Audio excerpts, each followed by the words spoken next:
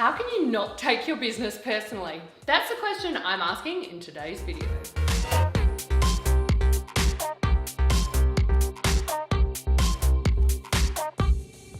Hi, I'm Victoria Gibson and I'm bringing women together so that they can make a bigger impact with their business and create success on their own terms.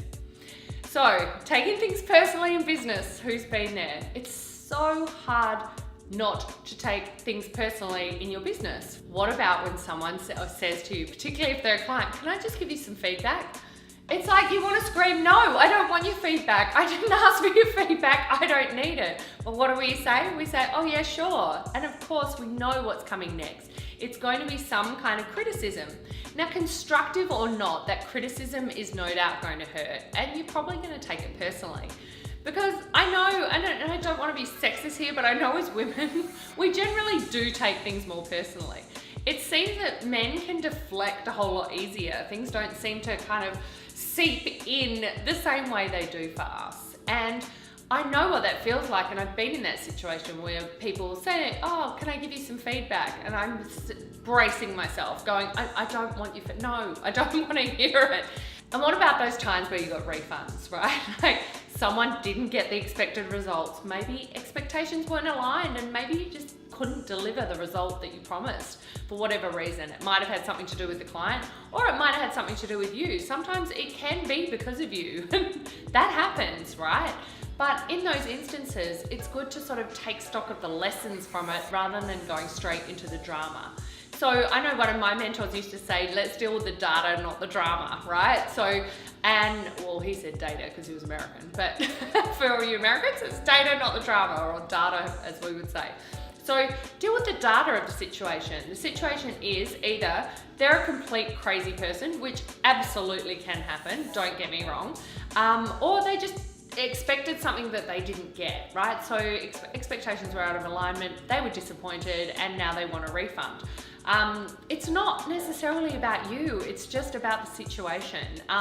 If they personally attack you, then it's kind of like, yeah, it's hard not to take it personally. If they said it's because of the way that you taught or that you didn't have enough experience, then maybe take on board the elements of those feedback that may address some of your marketing or communications. Are you over-promising more than you can deliver?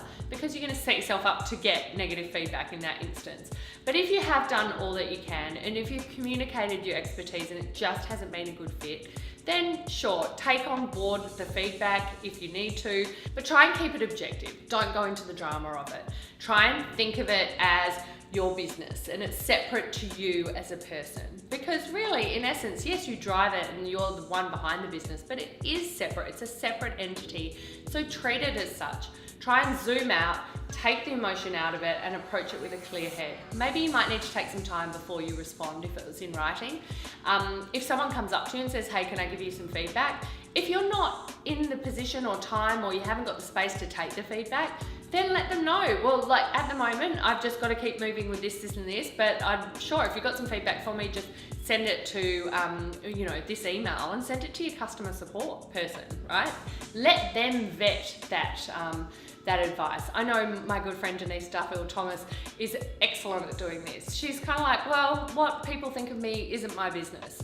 And she just sends them all to her assistant. So if that's what you have to do, try and just limit, like armor yourself from it. Try and put that invisible shield. I'm not here to say that feedback isn't valuable or customer results and feedback isn't valuable in terms of optimizing your business. Sometimes it can be, but if you're finding yourself getting really, really triggered by this stuff, then you need to shield yourself from it. So why it's important not to always take it personally is that often it's not even about you. So try and shield yourself as best you can.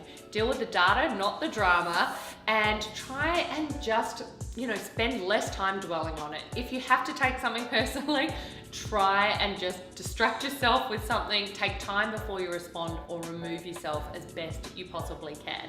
Because this kind of energy is just really going to suck the life force out of you and it's just not worth it. So if you want to make a bigger impact with your business and learn more tips and advice like the ones I've shared with you today, then like my Facebook page or head on over to YouTube and subscribe, or go to victoriagibson.com where I share my best free stuff and resources.